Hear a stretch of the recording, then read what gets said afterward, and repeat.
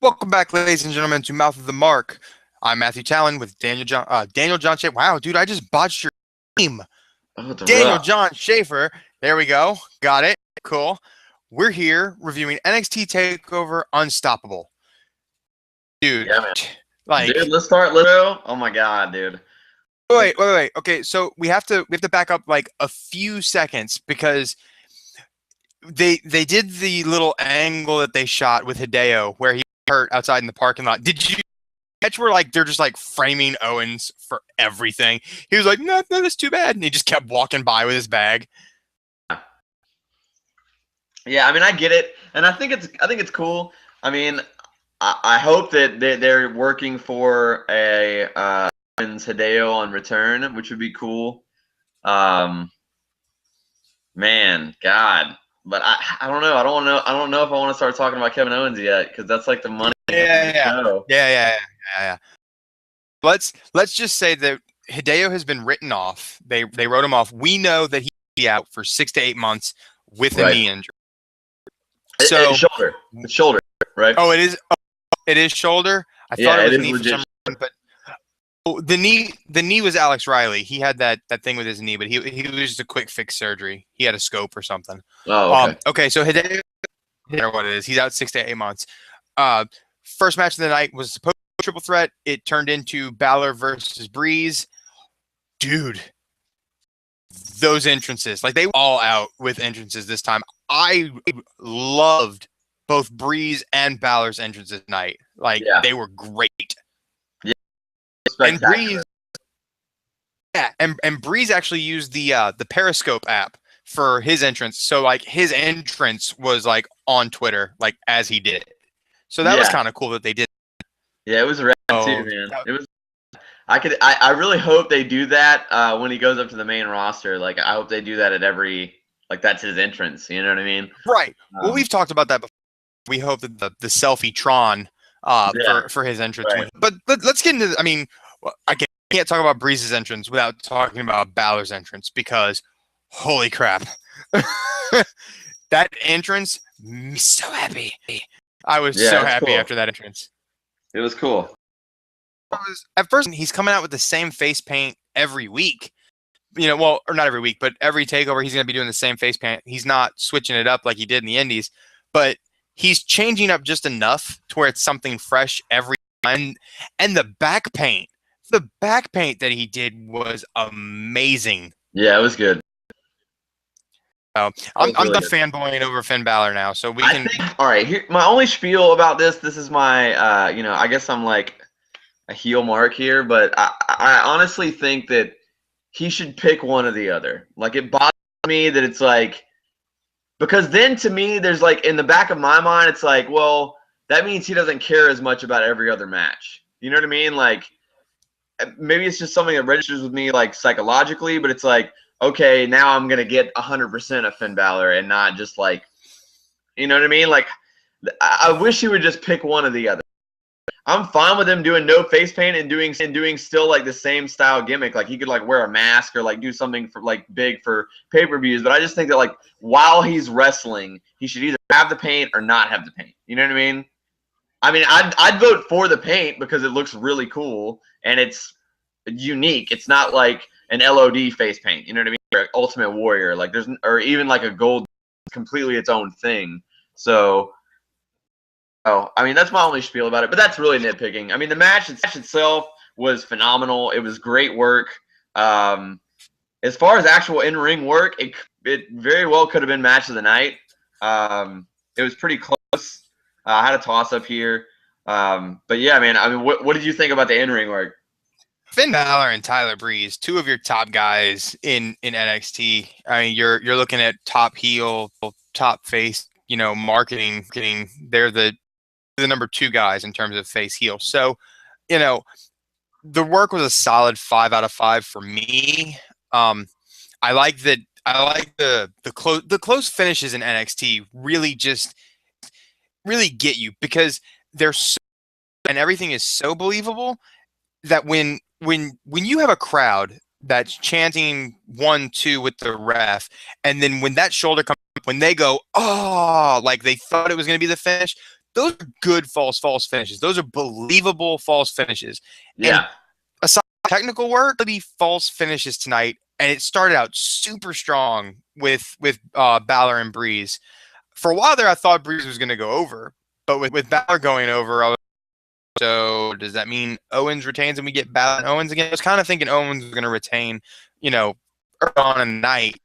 And then when Balor won, they probably won't do Balor versus Zayn. But that obviously played out later in the night. Right. Um, I didn't give it match of the night, but I gave it, I gave it a solid 5. My low point was, wasn't even my lowest point of the night wasn't even a bad match. Yeah. I don't know. I I think think they're we both agree what the low of the night was, but we'll get to that. What was the Divas tag match, or the women's tag match was after Breeze and Balor, right? yeah. I liked that. I don't know if you liked it, because that was, I have something else in mind for my low of the night, but I think that Dana Brooke is getting better every week. And then I also realized that, like, I know you're going to disagree because you hate Dana Brooke, and that's fine.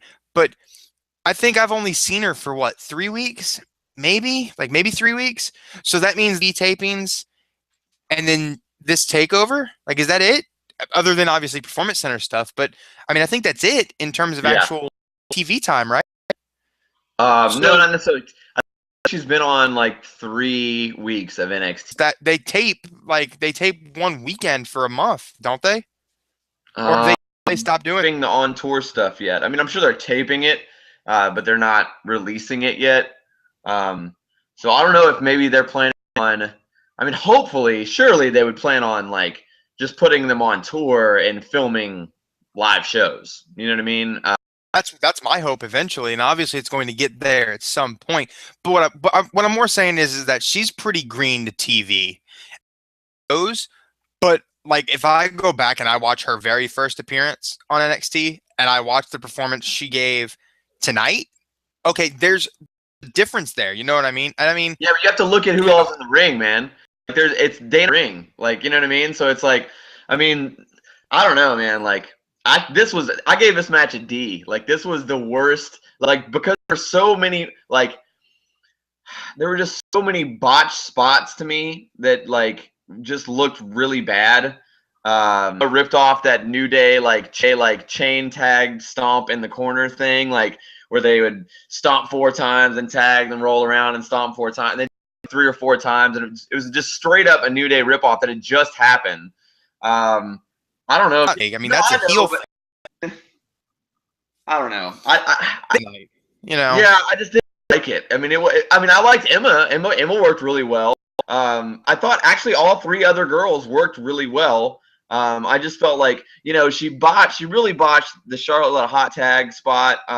They're pretty bad, and then like towards the finish, the figure 8 or whatever, and then she slides in way too early, and she's like standing over Charlotte with her hands up for like.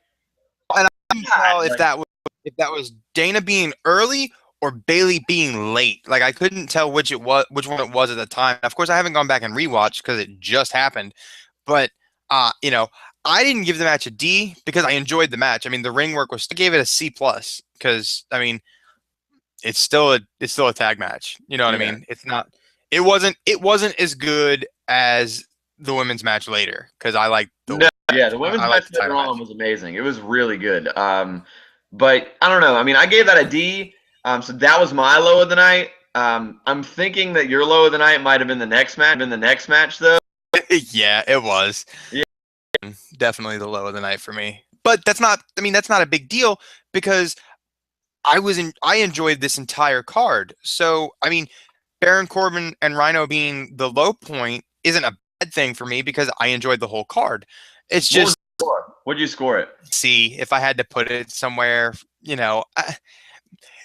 Baron Corbin is slow on me, but it's just, I don't know. I feel like Rhino, for me to say this, I think Rhino really carried him through a lot of those minutes that they had, even though they really didn't have a whole hell of a lot of minutes. Yeah. But I mean, it is, and the dude is back and he's putting over talent, which is great. I mean, it's great. Baron Corbin looked like, I won't say he looked like $1,000,000, but I mean, he looked like he actually went to war with somebody after that match with Rhino and came out on top. So, it's a win for Baron Corbin. It's a win for his character. And it's another feather in Rhino's cap because he can put talent over and make it believable. Yeah, but at the same time, it hurts his credibility. I don't know. I didn't like. I mean, I honestly was pretty. I mean, I know that he's been on this winning streak or whatever, but I really thought that they would probably end it with Rhino and just kind of keep it going and have Rhino like. I don't know. I'm worried that they're just going to put him over on Rhino, and then Rhino's just going to have to go try to get his shine back from some jobbers again. And it's like, man, you can only go to that well a few times. And I mean, this would be the second time in like 2 months that you've done that, where you came out and beat up a jobber and then call some new guy out. But it's like, I don't know. I felt like Corbin just looked really nervous tonight. Like he looked. It wasn't even as much was like shaky. Like maybe it's because of the number of minutes. Huh? To me, it's because of the number of minutes. This match with Rhino went longer than anything else I've seen him do. Even his matches were fast. Yeah. Kind of worried him because of him. They make the Ryback to Goldberg comparison, but the way they've been building Baron, he's been working so few minutes. They're really giving him the Goldberg treatment, where he's just in the ring, stomp him, beat him, go away. I mean, he's really getting the Goldberg treatment, and he's having to work minutes now. I mean, I get why he seemed a little shaky, and I guess I kind of did take it away from him because he did look a little funky in there. Yeah. But this was my worst match of the night. Biggest gripe of the night, though. We'll get to. Yeah, we'll get to that. And then so after the Corbin Rhino match has his sights set on Cena, but I'm kind of worried now because of the main event about how they're really going to go with that. But then after that was Enzo and Cass versus Blake and Murphy. And we are here at the gripe of the night. Yeah. Why? Okay. When I said a few weeks ago that Blake and Murphy were starting to grow on me, I meant it. Because these guys can work. I like their ring work. Corey and I were talking. They really work in the ring. But to me, Takeover is like your big pay-per-view for WWE. It's your payoff moment. Can we agree on that? Like, would you say that Takeover is a kind of payoff moment? Yeah. Okay, so we agree on that. Now, with the wave of momentum had Big Cass and Enzo riding. Why did they not win the tag titles tonight? Why? I don't understand. I agree. I felt like the match was pretty good, though. I thought that a few weeks ago when we were talking about this too, we were talking about Enzo and how we really love his kid, that he's always kind of the pipsqueak that just kind of gets in the way and he's more comedy. Yeah, but he worked tonight and it was good. Like you can see that he was like a good crisp worker. I mean that like desperation, like slingshot DT off the second, and the whole. The Cass with the hot tag and then dragging him up to the top rope. I liked everything about it. And honestly, like I like Alexa Bliss going heel and kind of making it a trios thing now. That way it's not so stale. So that like it's weird. Like I agree with you. I wish the finish had been different. And I'm normally not a big fan of like dusty finishes or run-ins or distraction finishes, especially for a payoff show. But I like that they're turning heel, and I like that they're adding this element of a tag and a diva or a woman with each team and making it more like a six-man type situation. I think that's and not put the tag titles on Enzo and Cass, but I do think it's gonna happen. If I think that would be that bad of it's an internet show, so it's not like it's really gonna hurt ratings. You know what I mean? So I don't know. I thought overall I gave the match a B. Because the match was great. The work was great. Blake and Murphy are great technicians.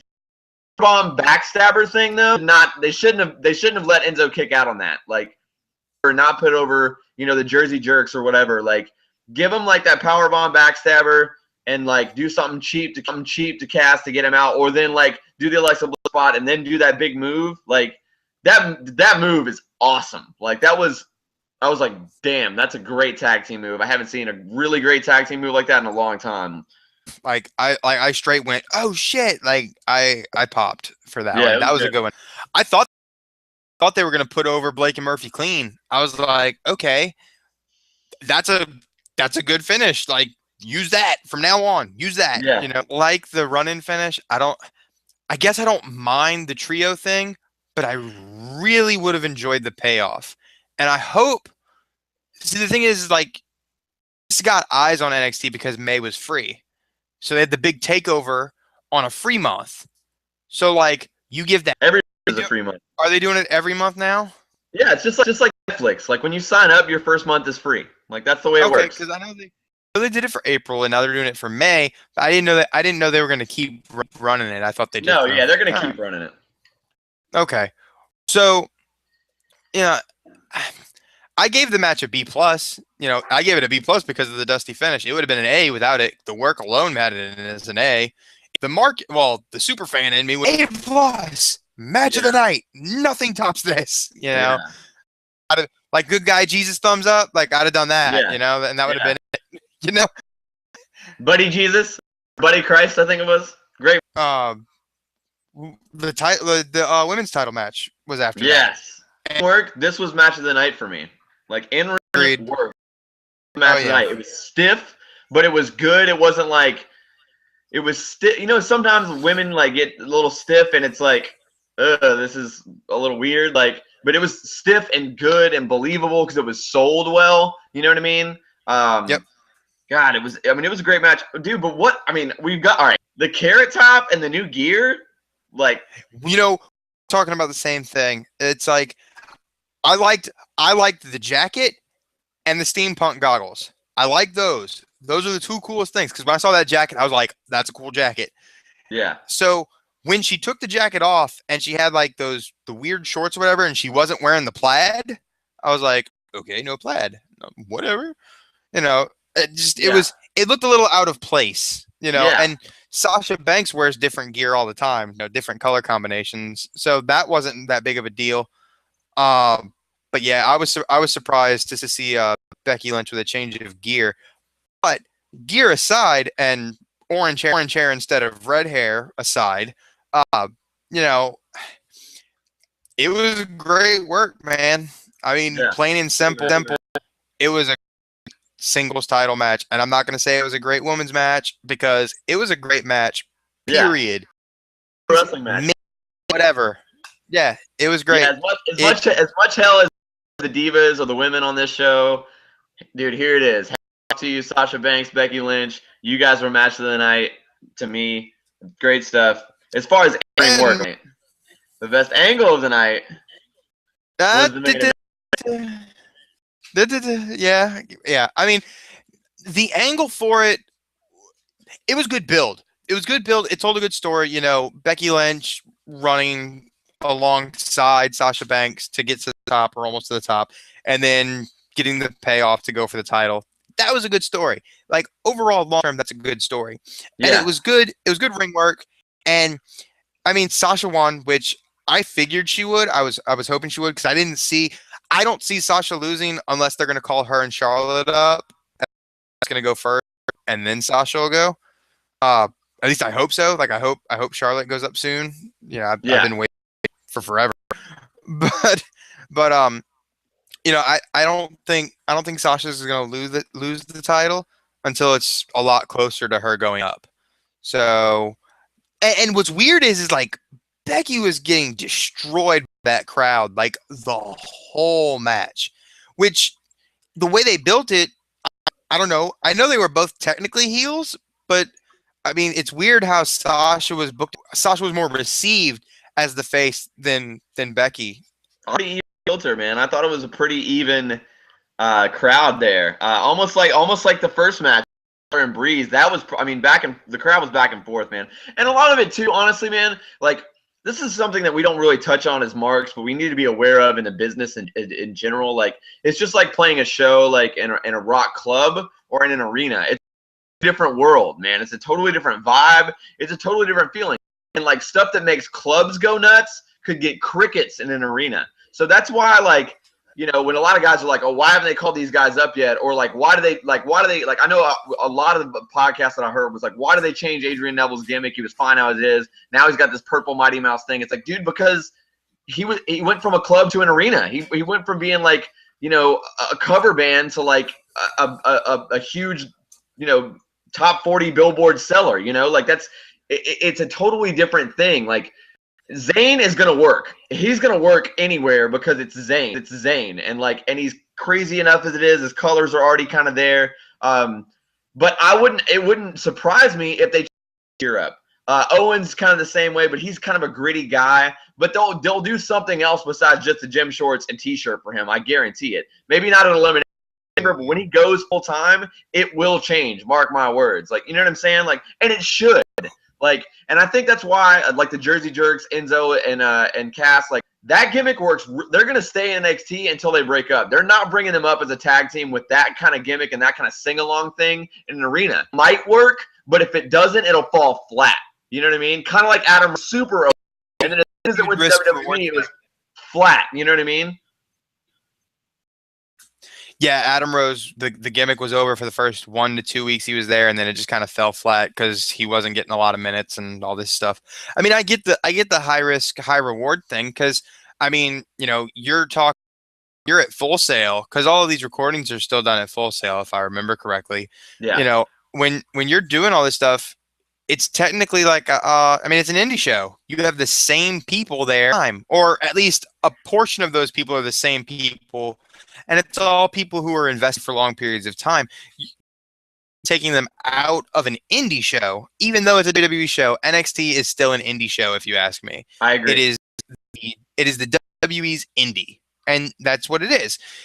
And when you take them out of that and you put them into these arenas where you're going to fit thousands upon thousands of people, you know, in terms of maybe like 3,000 or 1,500 in an arena, it's a big difference. I mean, what makes 1,500 people pop at Full Sail or 25? That's only like 10% King Center or something like that. You know, that's a small portion compared to the big arenas. I agree, man. But that being said, that main event though. Yeah. Now, all right. Now I'll say this though. I feel like itself was a letdown to me.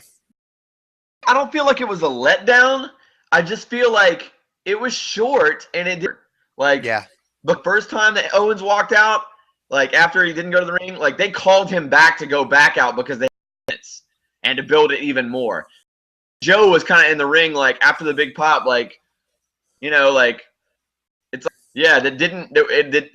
So I don't know. Like, it was a little clunky, but dude, Samoa Joe, like they played it well. No dirt sheets had anything on him coming that soon. Wait. Let's just make this quite clear. Ladies and gentlemen, Samoa fucking Joe. Yeah. Okay, continue. Young. It was, I thought, like, I don't know what he's doing. I don't know if he's on that new stack. Yeah, they're putting all these supplements that they're putting their wrestlers on now. But, I mean, dude, he looked awesome. It was weird to me because I honestly think happen. Zayn is going to win tonight. That way Owens can go actually do a run with Cena. Because now it's like tough because you're going to have the NXT champion job at a pay-per-view. You know what I mean? Like is the match at Elimination Chamber for the title? Because I haven't heard it officially been announces for the title. Okay, because I didn't hear that like at Raw or after Raw. It's a US, I didn't hear that. Obviously, the NXT title's not on the line, but still, big thing. Have this big face-off with Samoa Joe, then go in like a week from Sunday, and then lose to Cena, and then go back and be a threat to Samoa Joe. Like, So maybe they'll have some kind of DQ finish with Owens. Finish with Cena, man. I guarantee it. Like, it's not going to be clean because even though it's just NXT or just NXT to Vince or the execs, you still have to keep looking good. Yeah. So I don't think Cena's going to beat him clean. I think if Zayn was champion and Zayn came out whenever Zayn did in Montreal, like I don't, I don't think Zayn would have lost clean either. No, I agree. I mean, there's a level of protection there that's going to happen at Elimination Chamber, and it's either going to be a dusty finish in terms of like Owens walking out, or Owens getting the intentional DQ, or maybe, just maybe, which, see, I don't know, because I don't think you'd want to put eyes on him on TV. If it was me, I would tease it on TV because I'd get more eyes on NXT. I'd have Joe make Owens lose. That's good. I would have Joe, because I think why not put him out on the pay-per-view and then, oh my God, I have to watch NXT for all these people that, you know what I mean? Like, oh yeah. Right. There you go. Because I also it was later announced that Elimination Chamber was also going to be available on pay-per-view. Because originally we were saying it was going to be just on the network. I think it's going to be available on regular pay-per-view too. But because I thought it was going to be like 4 matches. I thought it was going to be it's going to be a thing. Match and then 2 Elimination Chambers and that's it. Because they got the Divas match. They have the Divas match. They have the Cena match. They got the 2 chambers. Wow. Okay, yeah. So, I mean, why not have Joe cause the finish? You know what I mean? Like, you've got to be NTNA, and people know that Joe's floating around. And after tonight, they know he's in WWE. So, put him on a paper and just put his eyes out there. He doesn't even have to show up on Raw. They can recap it on Raw, and all the work is done for him. He doesn't have to show up. Just the recap, and all your casual fans who watch Raw are like, holy shit, that's Samoa Joe, and he's in NXT. I'm going to go get this network right quick. Peace out. Like, it's easy, and it's so simple because all it takes is like 30 seconds, Yeah, I agree. Yeah. Or even just have his music hit and have him go to the top, and then a turnaround AA and a pin. You know what I mean? Like, even no physical contact at all, and it would still wow people. Yeah, I don't mean like Joe get physically involved, but like either his music hits, he hits the stage, something, just like a small tease. He doesn't have to do anything, just a small tease to distract Owens, turns around, AA, 1, 2, 3, get him out. I mean, that's it. Yeah, that's all it takes. Yeah. That's a good call. I would do that. Is what I would do if it was me, but I don't get paid millions of dollars to make decisions for a multi-billion-dollar company. So I'm going to just I'm going to just say what I want to happen, not what is best for business. Yeah. I mean, don't put Cena over. I gave the show like a B+ or an A-.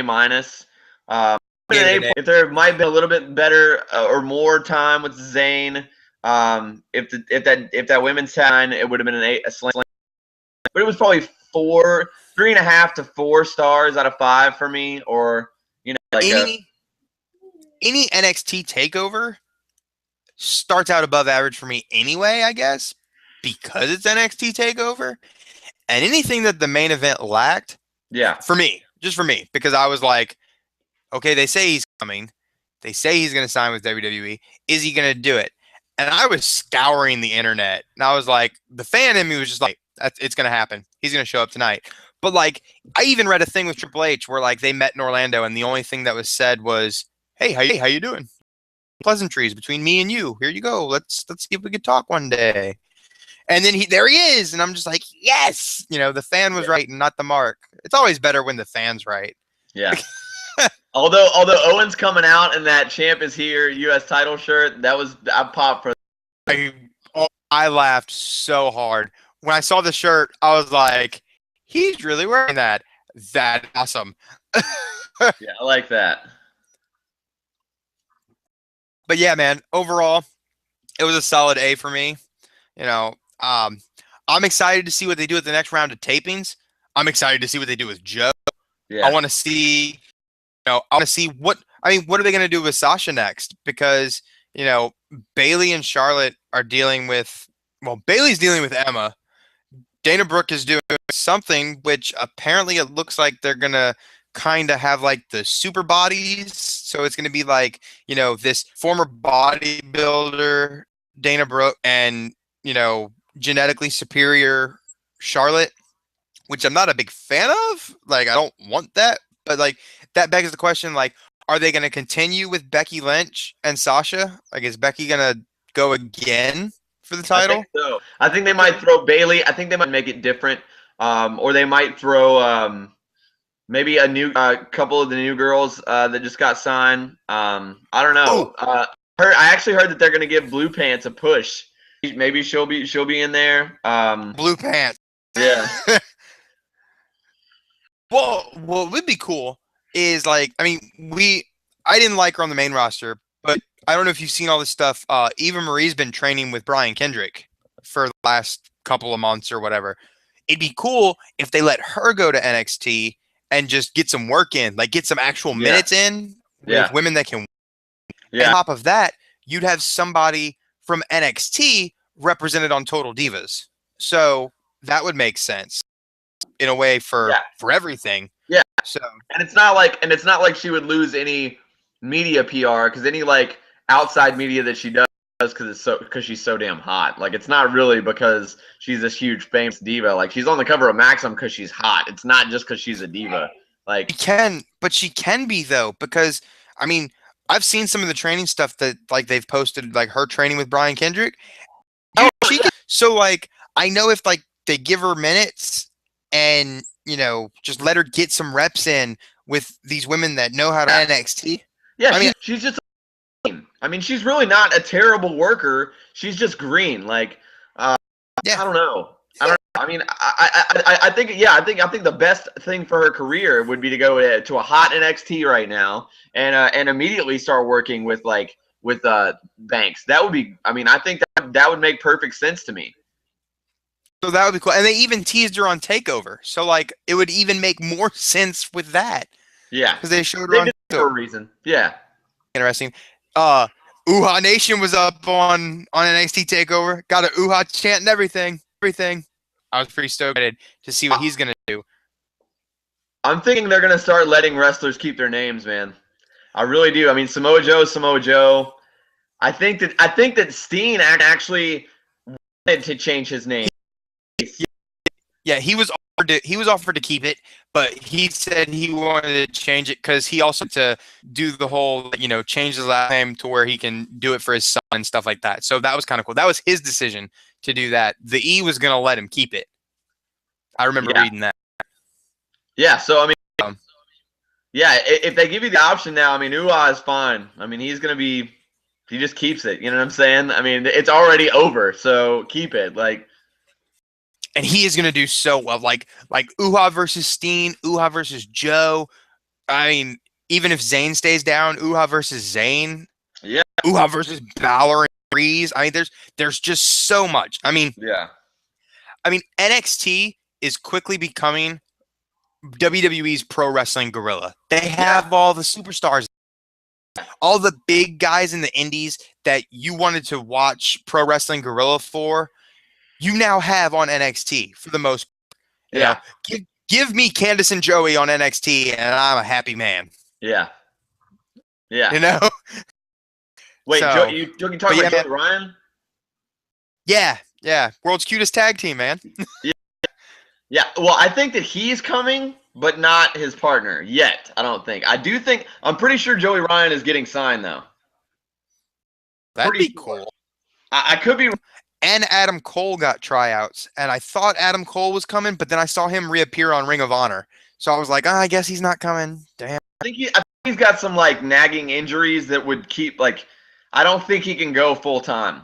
And prerequisite, like you have to be able to work and do that anymore. Because I mean, he had 2 different knee surgeries on 2 different knees, and he's not. I think he's in his mid-30s now. So yeah, he's getting it, but like. I don't know. I've been a fan of Cole for a long time. So. Yeah, he's a great work.